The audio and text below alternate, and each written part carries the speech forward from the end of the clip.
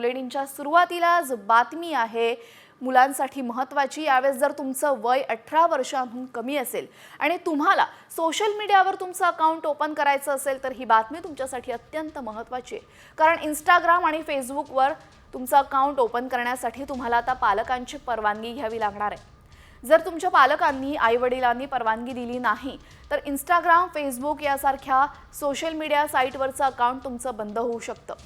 18 वर्षाखालील मुलांना सोशल मीडियावर अकाउंट ओपन करण्यासाठी पालकांनी परवानगी आता ही द्यावी लागणार आहे। पालकांची परवानगी महत्त्वाची ठरणार आहे। सरकारने या संदर्भातला मोठा निर्णय घेतला असून केंद्र सरकारने तसा कायदाही तयार करण्याच्या तयारीत दाखवलेली आहे। केंद्र सरकारने त्यासाठी 18 फेब्रुवारीपर्यंत सूचना आणि हरकती मागवलेल्या आहेत।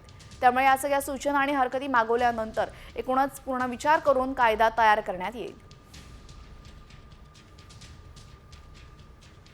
तर इंस्टाग्राम, फेसबुक वापरण्यासाठी आता आई-वडिलांची परवानगी आवश्यक असणार आहे।